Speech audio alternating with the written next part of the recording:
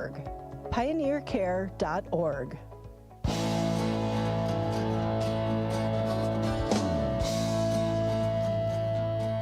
It's Morning Talk on News Talk 1250 KBRF, brought to you by Pioneer Care and Fergus Falls Monument Company. Now, here's Mary Dolan and Dave Bishop. Good Tuesday morning. It is 9:10 and currently sitting in. Let's move the computer back to where it was so we can actually see what the temp is. Kind of wandered off on me. There we go. 0. Mary, we are at the donut. Okay. All right. Achieved donut. It feels kind of crisp out there, but there's no wind, and so that sure makes it feel better. Makes it a little bit easier. And yeah, and I've had a couple cups of coffee, and I'm on kind of 2.5 here, so. That's not bad. Yeah. We're going to hit 38 on Thursday. That'll be that's nice. what I hear. I just heard Thursday, Friday, Saturday, 38, 26, 26, respectively, for those 3 days. Going to feel good. That is going to be nice. And finally, to get into a weekend where we don't have to be worried about any travel that you might have. I guess I didn't look at any snow forecast or anything, but at least temperature-wise, it's pretty nice. Now, the Carolinas, they got Minnesota weather. They got a foot of snow. I wonder if Minnesota is ever going to have, like, real winter again. Let's not poke the bear. It was cold. It was cold. We yes, got snow. Yeah, but a little bit here, a little bit there, but we never get like, oh my gosh, let's go out snowmobiling kind of snow. Yeah, but you don't have to do cancellations and stuff, so. No, but I do. I mean, well, here's one grandma always thinking of her grandkids. Yeah, I know. There's enough. My kids have been out snowmobiling. I honestly, and I know people are going to scream and yell in their houses when I say this, so put your cereal spoon down, but I could actually go for a good storm. No. You say that from a radio guy perspective. I veto the storm. If you didn't have to be on the radio, could you go for a storm? I could, but I'd have to be on the radio. So I'd have to drive in during the storm. Like I said, if you didn't have to do that, let's say you're not a radio broadcaster. Living the dream. Would you be up for a storm? Sure. Okay. If I didn't have to go anywhere. I know. But I have to go anywhere, and even if I don't have to go anywhere, I've got to do it from my house. Okay, well, like I said, if you weren't a radio broadcaster. But the fact of the matter is I am. That you are. Okay. Well, anyway, a couple of stories in the news that are a little different. Bill and Hillary Clinton, I think, felt the heat of Congress, and they are actually now going to obey the subpoena and come in and answer some questions with regard to the Jeffrey Epstein deal. Would you like to give you a preview of that trial? Yeah. Okay. Yeah. Give me a preview. I bet it will be short. So, and Mr. Clinton, we see you photographed with Mr. Epstein. I plead the fifth. Now, do you ever go to the island? I plead the fifth. I plead the fifth. That's how it's going to go? That's how it's going to go. Okay. So they show up to avoid the contempt of Congress. The contempt of Congress, right? And they just say, I plead the fifth. Oh boy. So why bother? Just think what you pay that attorney to show up with you for you to say, I plead the fifth. They made enough money. They can afford it. I guess so. I don't know when that's going to happen, when they're coming in for questioning. But I think it's next week, or it's either later this week or late next week. Yeah, I think so. It's fairly soon. And the DOJ says it has removed several thousand documents and media from its website containing files on Jeffrey Epstein after discovering that some materials may have inadvertently included victim identifying information. Not only now, that, how does that happen? How does that happen? I mean, how did this happen? There was actually photos of the naked underage girls with like nothing redacted, their full face, their full bodies, everything. So that's ridiculous. Okay, so how does that happen? The laziness. I mean, that's not even lazy. That's not oversight. That's almost malfeasance. Well, or they meant to. I don't know, but I feel for those women who are victims in this whole deal. The action followed a request from victims' lawyers who urged federal judges to take the site offline citing redaction failures. And boy, based on what you said and what I've read, it was absolutely a failure. And you can imagine why these women, they don't want to be identified. No. Anyway, so we'll see. And you're probably exactly right. I hadn't thought too far down the road about perhaps what the Clintons would say, but I'm sure that you are probably right. I'll plead the fifth. Yeah. I use my constitutional amendment to plead the fifth. Yeah. And just a really shocking story in the news. If you watch the Today Show, morning host Savannah Guthrie, her mother is missing. She lives in Tucson, and the family brought her home after a family dinner on Sunday night, dropped her off about 9:45 that evening, and she hasn't been seen since. She didn't show up for church in the morning, which concerned some of her friends because she never misses church. And so then they called family members and said, hey, your mom wasn't in church. We're worried about her. So the family goes to her house, finds some things disheveled and some things that look like something must have gone on here, called the authorities about noon that day, and they have been looking for her ever since. And they are now saying that her home is a crime scene. They found blood. They found her car and her phone, her wallet. Everything was at home, but there did look like there were signs of a struggle. They figure she was abducted in her sleep is the story I read. Oh, my gosh. Well, anyway, they say that she didn't just walk out of there. Evidently, she is clear-minded, but she does have some mobility issues. And so they said that she would likely not be able to walk on her own more than about 50 feet. The evidence indicates that she did not leave on her own, and as you mentioned, may have been taken from her bed. She's 5'5", 150 pounds with brown hair and blue eyes, last seen in the Catalina foothills around 9:45 on Saturday. As I mentioned, a family member reported her missing Sunday at church, and then the family at noon called the authorities. The sheriff emphasized the urgency, stating she requires critical medications to survive and has mobility issues. She is unable to walk more than, I said 50 feet, 50 yards by herself. Savannah Guthrie was absent from Monday's show. She was absent from today's show as well.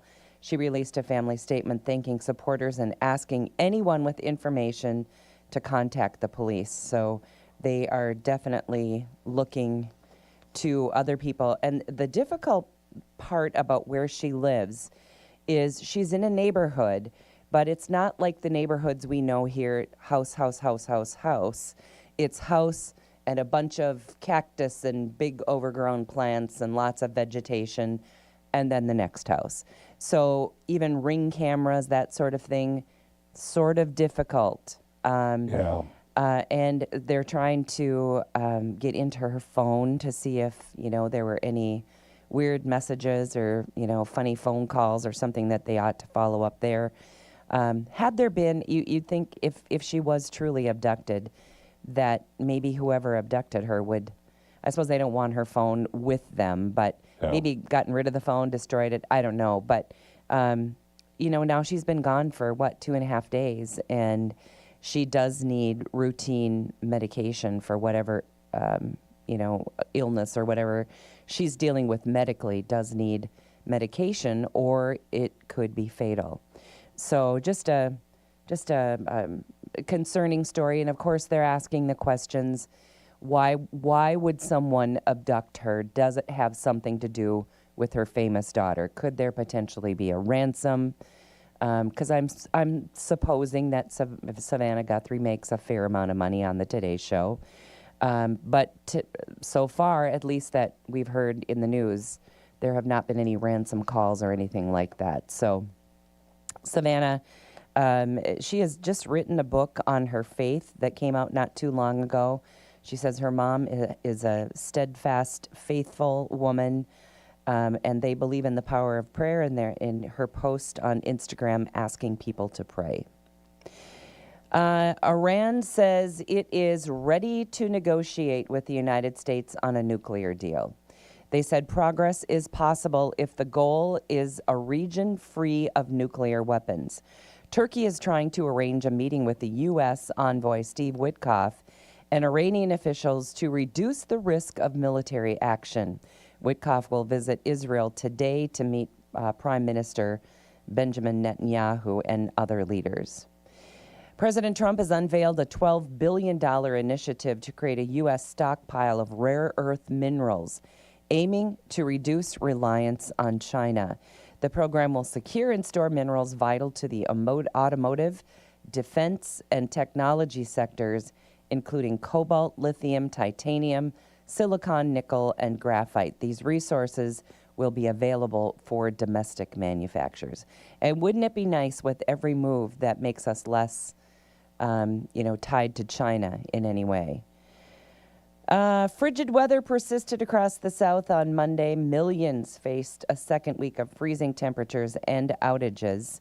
4 unoccupied houses on North Carolina's Outer Banks, I believe, were heavily damaged, broken, and falling into the ocean. Just awful, awful weather. And let's see what else we have for you. There was something. Oh, I got a note yesterday from my cousin and his wife are vacationing, staying in Naples, Florida. And he reached out to me yesterday and said, I know you go to Florida a lot. Where do you usually stay? Got anything, that we should absolutely see or do? Because it is freezing here. And he said, we can't even really be outside. Wow. I know. He said it was 36 degrees when they woke up yesterday morning, and that was in Naples. So Nice. he said they've been doing a lot of shopping, eating, and drinking because there's nothing else.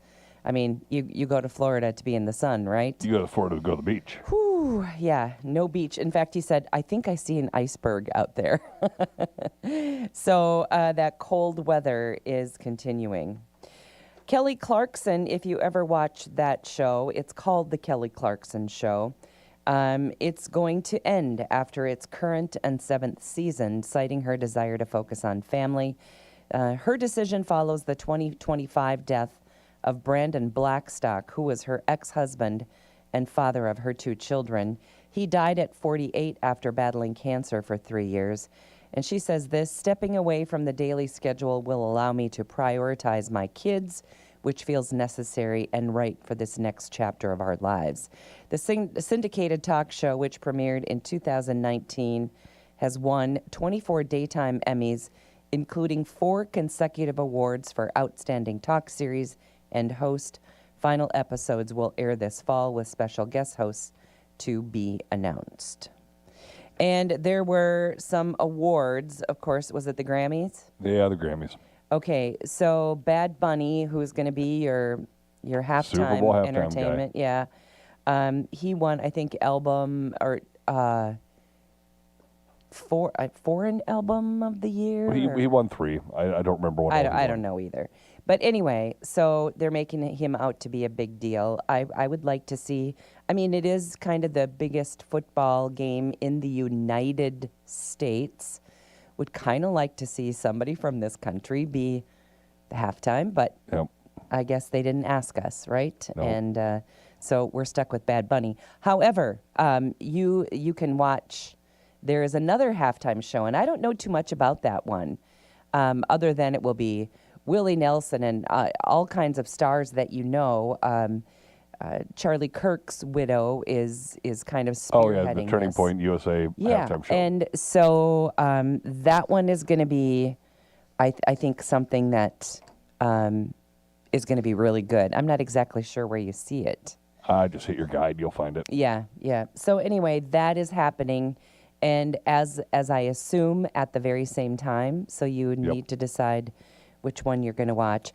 Okay, so I was at 2 basketball games last night during the time of American Idol. So according to, I didn't see anything on Facebook.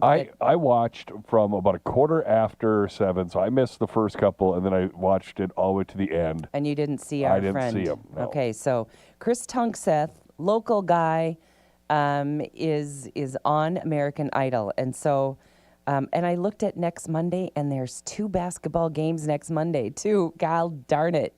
I got to find a way to stream that on my phone so I can watch basketball and American Idol at the same time. Because there are not that many contestants. Sooner or later, he's going to be on. Yeah. Because don't they go through several, rounds? I don't know how American Idol goes. They end up with going through several rounds, but this is a preliminary round. This one takes the longest. But then again, I haven't watched American Idol in 20 years. I had never seen it. I do remember, though, when American Idol started, what they did is they just asked people, hey, do you want to be on American Idol? Stand in this line and go ahead and audition. There was nobody took a look or a listen to them.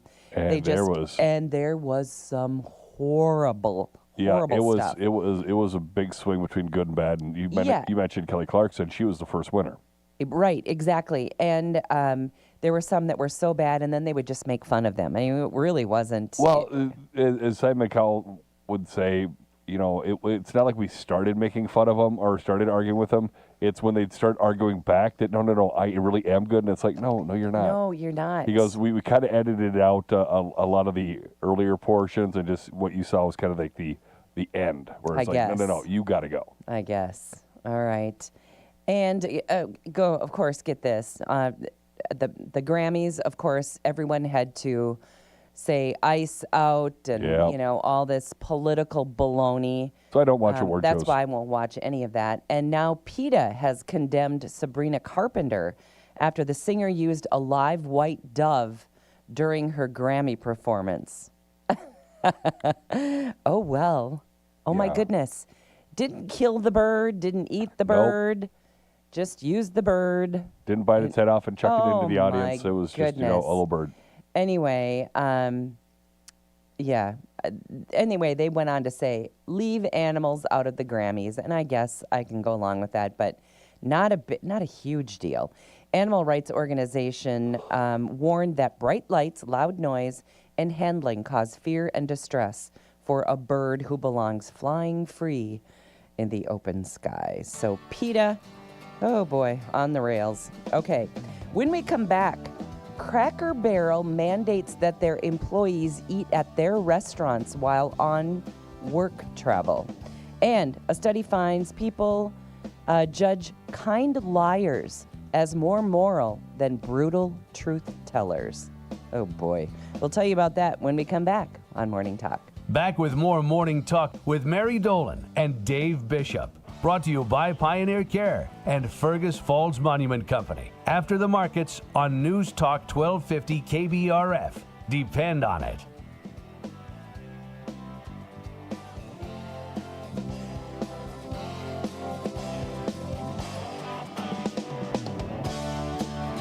This is Craig Olson. Join me every Saturday morning at 8 for the Coaches Show, presented by the Viking Cafe on News Talk 1250 KBRF. Football, basketball, soccer, hockey, volleyball, swimming, cross country. I interview area coaches to discuss the season, recap the last game, and preview upcoming games. Catch the live show at 8 on Saturday morning on News Talk 1250 KBRF and the live stream and archived shows at KBRFradio.com. Just click on Sports Streaming. The Coaches Show, presented by the Viking Cafe. Want to fly away? Nelson Auto Center can help get you on that vacation. Just take a test drive in any new or used vehicle at Nelson Auto Center in Fergus Falls now through February 14th. And you'll be registered to win 2 airline tickets to anywhere in the continental U.S. We'll draw the lucky winner on Valentine's Day, so hurry in and take your test drive today. Then get set to fly on us, Nelson Auto Center, Fergus Falls. Find us online at nelsonfergusfalls.com. American Federal Bank is built on trust, stability, and local leadership. Your banker understands this community and helps you make confident financial decisions that support long-term security and peace of mind. American Federal Bank, member FDIC, equal housing lender. KBRFradio.com news. Get the news that matters delivered straight to your inbox. With KBRF Daily Headlines, you'll stay up to date on everything happening in your community. Sign up today and receive a roundup of the day's top stories all in one email. It's fast, convenient, and it's always free. From local updates to breaking news, KBRF brings you the headlines you need right at your fingertips. Visit KBRFradio.com and sign up for email news sent right to your inbox, delivered by Cooper's Office Supply. Find out why the markets are moving. Get in-depth ag information with the Red River Farm Network on News Talk 1250 KBRF. Depend on it.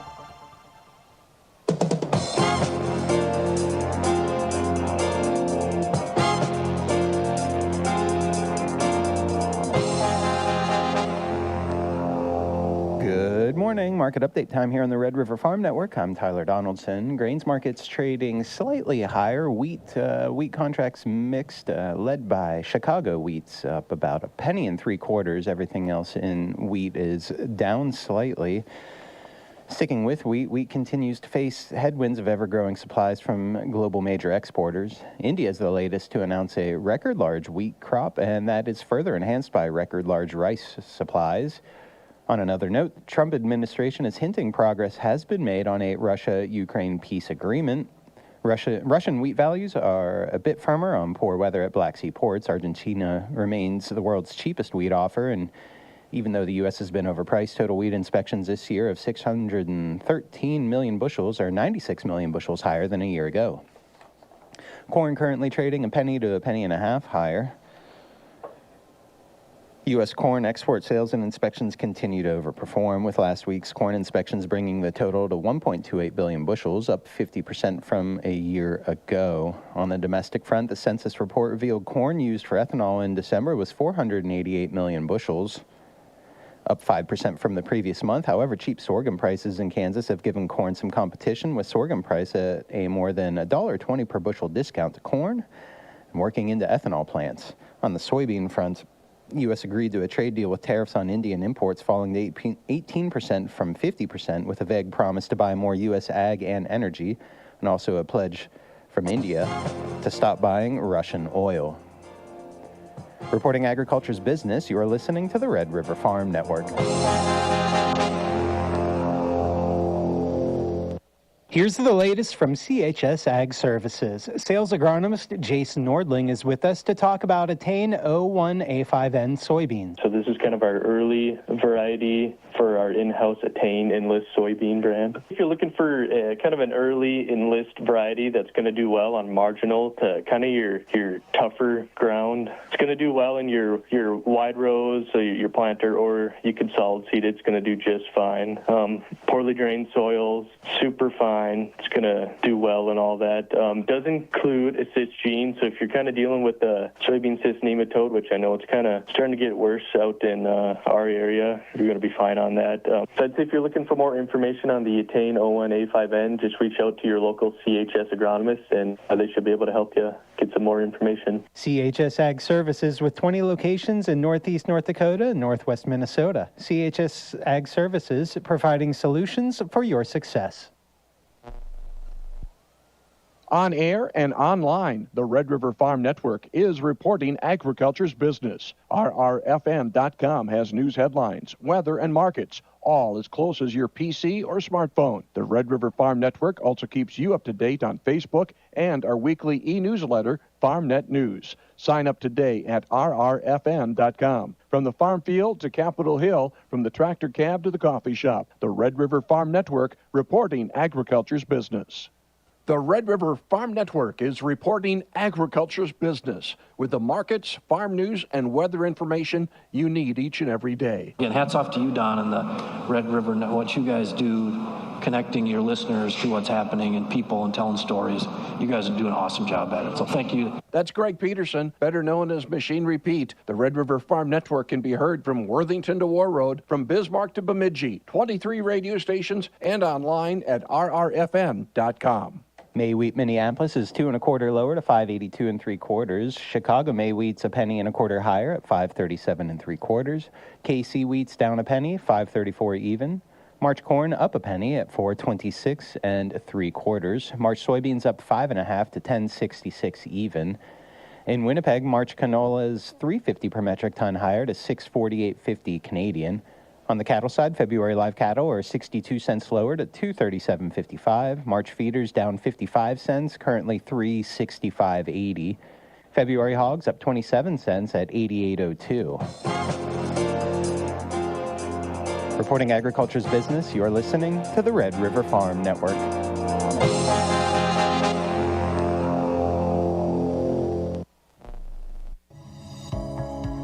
When you have a need for short-term therapy due to recent illness, injury, or surgery, you have a choice. Pioneer Short Stay offers you exceptional therapy and care in a cutting-edge setting.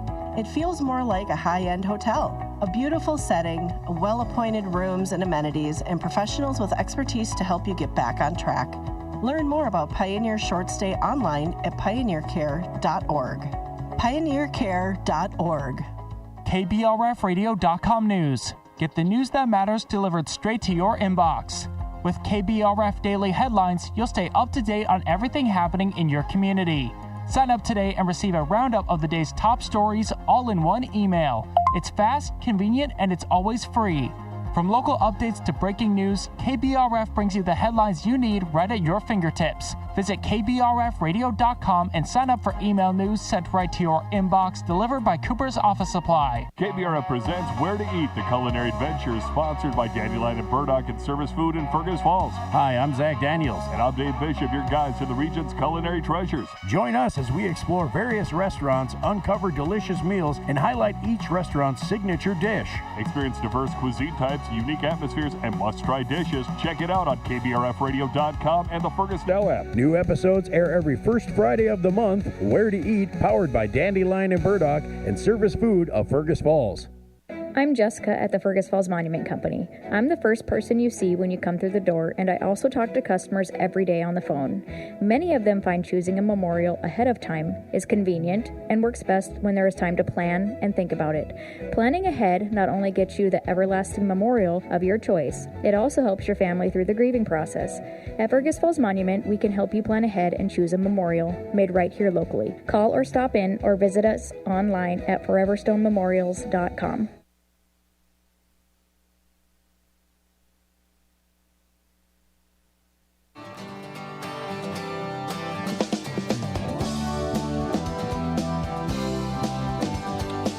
It's News Talk 1250 KBRF. Listen anytime, any place with the Fergus Now app on your phone. 12 for today's high, partly sunny skies.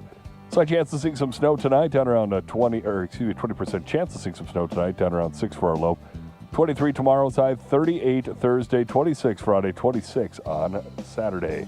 Right now, currently sitting in at 0. This is News Talk 1250 KBRF and a morning talk brought to you by our friends at Pioneer Care and at Fergus Falls Monument Company. All right, I just got a fun email from Tom Hinchin. And, Tom. Yeah, we get a lot of emails from Tom, and they're always interesting as he looks back, especially on sports. Yep.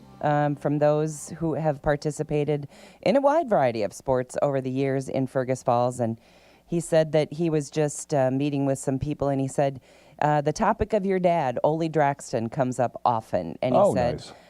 Often with regard to his ski jumping. My dad was a ski jumper. Yep. And he did some ski jumping with his younger brother, Harold, who sadly passed away in his late 20s of a brain tumor. So, but for a time, the two brothers got to jump together. And I've got a program from one of the tournaments that my dad ski jumped in. And it's so much fun. So many people often will pull me aside and say, hey, I used to ski jump with your dad, and tell these great stories. And for those of you who knew my dad, know that he was a pretty colorful character, and his stories were always pretty colorful. I remember asking him, so Dad, how in the world do you train to ski jump, and especially in those days? And he said, Mary, there was no training. He said, you walked to the top, you got to the top, you strapped your skis on, you pushed off, you skied, you flew, and you hoped for the best at the bottom. Wow. I will never forget him telling me that story. And he said, we watched other people do it, so we kind of knew you put your arms out, you had to keep your skis out in front of you. But he said there really was no way to practice. You just did it. There was a first time, and everyone had to be pretty gutsy to take that first time. And my dad skied in all kinds of tournaments all over the place. They were down in the Twin Cities and I don't know, lots of big ski jumps. And when we would travel, he would say, oh, you see that over there? I ski jumped on that ski jump. And, I jumped on that jump. And I think they were in tournaments practically every weekend. And when you think that was a long time ago, and my dad was, I think he was born in 24. So this would have been in the mid-40s when he was ski jumping. So that was a long time ago for them to put together tournaments and that. So anyway, I guess Tom is working on some kind of story that he wanted a few comments. So that's what I was working on during the break, because it's always fun to talk about my dad. And he was a pretty colorful guy, and he had some pretty colorful friends, let me tell you. For those of you listening who knew my dad, names like Sonny Meldy and Bob Karst, Bob DeSeth, some of those guys, they were the guys that were in on all the shenanigans with my dad. And there were plenty of them, let me tell you. So always fun to remember those good things. I know that your dad got brought up when I was doing history of Otter County with Chris Schulke, and he went through some of the ski jumps and some of the things that took place here in Otter County, whether it be the Dalton jump, there was obviously Old Smoky had a jump, and there was a couple other ones in Otter County. So it's kind of interesting to learn about that. Yeah, it was it was fun, and he loved talking about ski jumping. And I remember when we would be sitting around the table, my mom was famous for just always inviting people to Sunday dinner, and or Monday or Tuesday or Wednesday or whatever day. She just always wanted a table full. And we would sit around the table, and he would go get those ski jumping programs and photos and that sort of thing. And then he would tell those stories. So we heard them many, many times. And then he would tell the story about it was a long walk to the top, because that's how they got to the top. They walked. One step at a time. Yep. So, but anyway, thanks to Tom for doing that and passing along that information. And so if you need more help, Tom, I know he's probably listening. So just reach out. I'd love to help you with that. Okay, so I was going to tell you about Cracker Barrel. They have implemented a new policy that requires their employees to dine exclusively at their company restaurants while traveling for business. What do you think? Yeah, I don't know. I mean, does everywhere you travel, I suppose if they're traveling for Cracker Barrel, there is a Cracker Barrel. Yeah, you'd say there's no Cracker Barrels up here. No. According to an internal message obtained by the Wall Street Journal, workers must eat at Cracker Barrel locations for all or most meals during trips when practical. The policy also prohibits alcohol reimbursements unless employees pay personally or receive senior leadership approval. This cost-cutting measure comes as the chain faces declining traffic and revenue growth. So they're going to cut out the booze when you're on those trips. Cracker Barrel recently endured significant backlash. You might remember that. It didn't come around, didn't stay long. Yep. Over a failed rebrand that removed longtime mascot Uncle Herschel, causing a $94 million market value loss in one day. And just imagine what it cost them to even have that new logo produced. Oh, yeah. So that was an expense that, was just an expense. Didn't do them any good. But can you imagine? $94 million in one day. That's a slap in the face. And that is people saying, we got a good brand, leave it alone. Yeah. The company also faced criticism for menu changes, including batch-made cookies and oven-prepared sides instead of stovetop prep. CEO Julie Fellis Massino said the criticism made her feel fired by America, as it should have. You're fired. You're fired, yeah. I mean, sometimes if it's not broken, don't fix it. Somebody was just looking for a way to, hey, this is how this is my contribution this year. Probably some vice president was like, hey, I got this great idea. Yeah, or maybe not even a great idea, but let's follow along with this woke kind of culture and let's change things. Let's get rid of anything that could suggest Uncle Herschel is not politically correct or it's the same thing with Aunt Jemima. Yeah. I mean, if you know the backstory about Aunt Jemima. Amazing woman. She was an amazing woman, and she deserved to be on that maple syrup jar. And the fact that they took her off there, I think, is criminal. All right. Okay. How about this? You heard the headline. A study finds that people judge kind liars as more moral than brutal truth tellers. Now, would you rather be lied to by someone nice, or would you rather have somebody a little edgy come and tell you the truth? It depends on the situation. It's like, hey, how does this shirt look? And to be like, Well, you know. that's a little different. Okay, well, this says people view kind liars who give overly positive feedback as more moral than brutally honest truth tellers, especially when recipients are emotionally vulnerable. So you got to know your audience, right? Yeah, the baby looks just like you. Yeah. The baby's ugly. Yeah. Just like you. Yeah. Okay, so those are two. That's the time when you want to be a kind liar. In that instance, for sure, you don't want to tell somebody their baby is ugly. I'm sure it'll grow out of it. Yeah. Anyway, it looks like about 59% of the people that they polled here, they would rather have honest feedback for themselves, but preferences shift dramatically when choosing for someone who struggles with criticism. And a lot of people do. Yeah. It's hard. Okay, I'm going to sneeze. There you go. Oh, wait. There you go. Now we're on me. You can sneeze away and do anything you need to sneeze. You're back? Okay, well. Yeah, it did. It went away. And I can sneeze completely quietly. It's just that you would have to watch me sneeze. And if you don't mind that, then I'm just going to go ahead and sneeze. Therein lies the difference when you're on camera. Well, I flipped the versus camera just back to on me, here. so yeah, okay. They couldn't see you sneeze. I'll give you one of these, and then you can switch it, okay? It went away somehow. Anyway, participants rated pro-social liars highest on moral character, seeing them as empathetic and caring.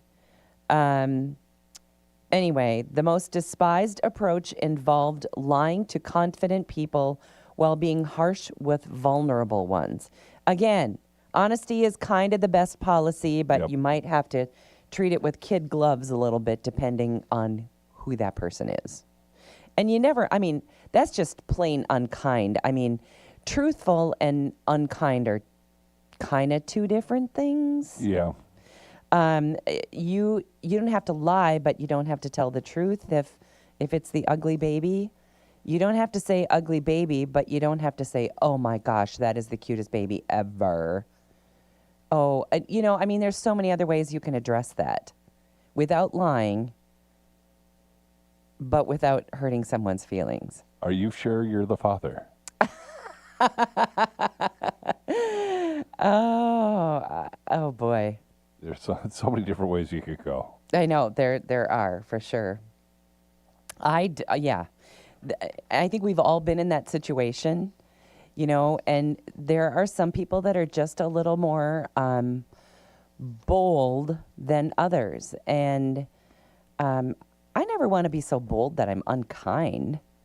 And I guess, it depends on where you are, the situation. So a friend of mine and I often will text each other a picture of something that maybe we're considering painting that color in our living room, or maybe we're considering putting this mirror up. Do you like this mirror? Do you like these light fixtures? Usually decorating kinds of things. Okay. And if it's something that I don't like, I say it. I said, you ugly. I think you can do better than that, or it's too heavy, or it's too big, or, I never say I love it if I don't, because that doesn't hurt her feelings. No. She hasn't bought it yet, and so you can be honest in those kinds of ways. Now, if the paint is already on the wall, you don't say, oh, wow, that was a mistake. You know what I mean? Jen has a habit of buying things and putting them up before, showing or asking me. So I'll be looking at it and be like, oh, why? Really? Yeah. I mean, there's okay, some things where I it's just never why? ask before I put something up. If I like it, I buy it and I hang it. And usually it's met with, and I was really surprised about a week or so ago. I got, there's an artist that does these animals in brass, and they're all kind of funky. I don't know the guy's name, But for example, mine is a rabbit, and one of the ears is kind of crooked, and he's wearing glasses. And are they painted? No, it's like a head. It's like a head you hang on the wall, like a trophy buck. Only it's a brass. This one happens to be a rabbit. There is I've got another candy dish of, I think he's called Frankie the Stag, and it's about I don't know, 1.5 feet tall, and he's holding this bowl, and that's where you put the candy. He too is brass, but he's got a pipe and glasses. So it's this kind of funky art, and I just love it. And I bought a piece of it about 2 weeks ago, and I came home and I thought, I know exactly where that's going to go. I hung it up, and to my surprise, John was like, I really like that. That is fun. That is a fun piece of art on the wall. I love it. So once in a while, you score. And typically he would say, yeah, looks good. He wouldn't say, I really like that. So that was a score. That was a good one. My daughter told me last night, she said, Grandma, you have a thing for bunnies. And I'm like, yep, I do. Because I've got another little bunny, and I have this lamp that I am just ogling over. I want it so badly. And it's got rabbit ears on it too. And I've told you before, I love bunnies. I would have a bunny if I could. But I bring home a bunny, and I'm going to get some pushback. I'm just going to tell you. Okay. All right. Let's see. Oh, do you feel like some trivia? Oh, yeah. Okay. A couple of questions for you. The unicorn is the national animal of what country? Whoa. Ireland? Very close. Scotland. Those are 6 of one, half a dozen of the other for me. Which is the only dwarf in Snow White and the Seven Dwarfs that doesn't have a beard? Dopey? Yeah, it is Dopey. Can't you just see him? Yep. With that dopey expression, and he's the only one who doesn't have a beard. Well, there you go. I'm going to give you 2 for 2 on that. I mean, it's a fictitious animal. I was thinking, okay, somewhere in the UK, Ireland. Yeah, Ireland, Scotland. Same.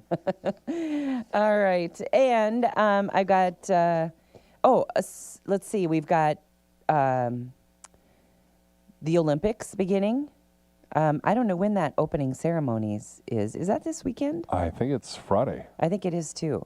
Okay, so then you'll have plenty of stuff to watch on TV. You'll watch all your obscure kinds of weird stuff. Yeah, like what weird stuff, I wonder. The Norwegian drive-by shooting, otherwise known as the biathlon.